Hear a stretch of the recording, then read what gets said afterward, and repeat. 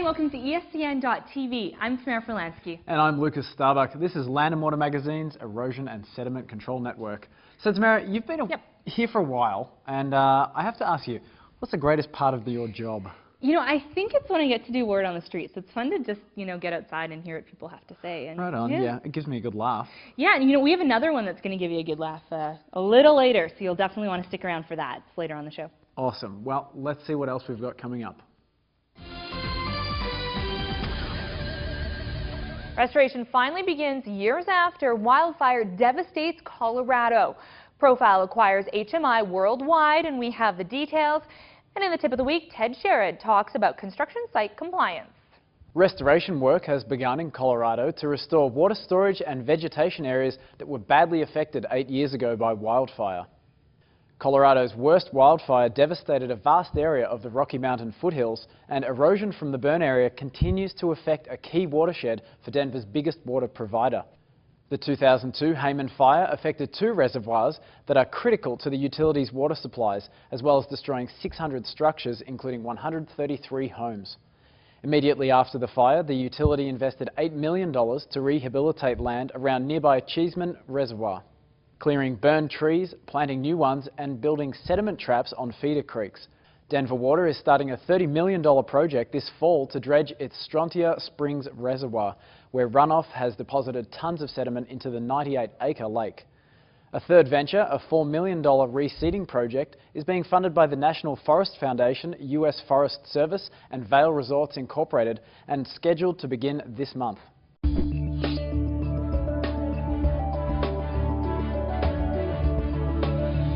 For those who haven't heard, the IECA now offers the Swip It or Sweat It online stormwater training course for the Texas Association of Builders.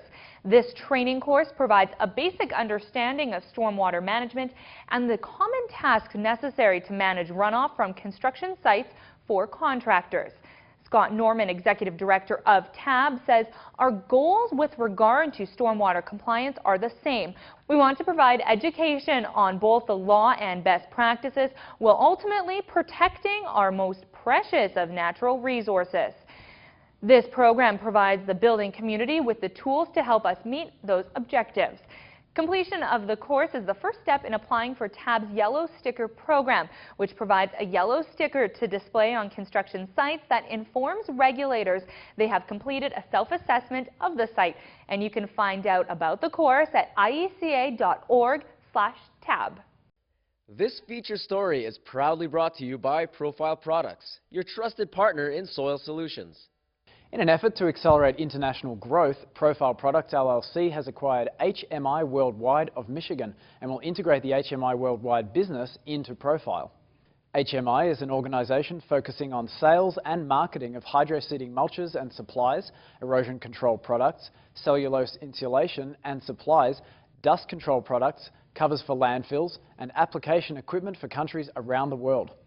The two companies will combine forces, providing project management consultation, technical assistance, education and training, instruction and product performance support in the erosion control, gold and sports field markets. Tamara Hani, CEO of HMI, states, "I'm very excited to see our efforts and successes expanded by joining the Profile team.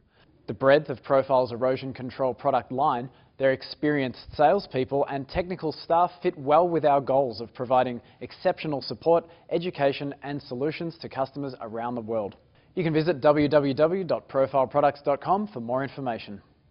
The U.S. EPA is launching a new set of web tools, data, and interactive maps to inform the public about serious Clean Water Act violations in their communities.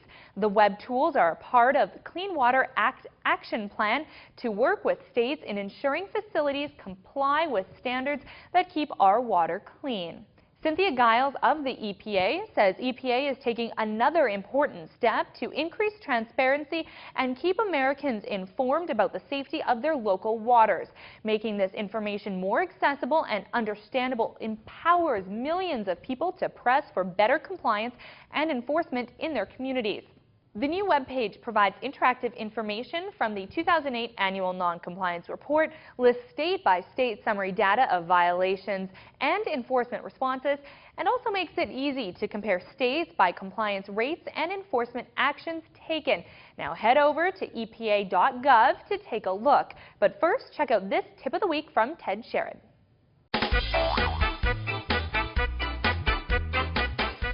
I'm Ted Sherrod, and this is your tip of the week.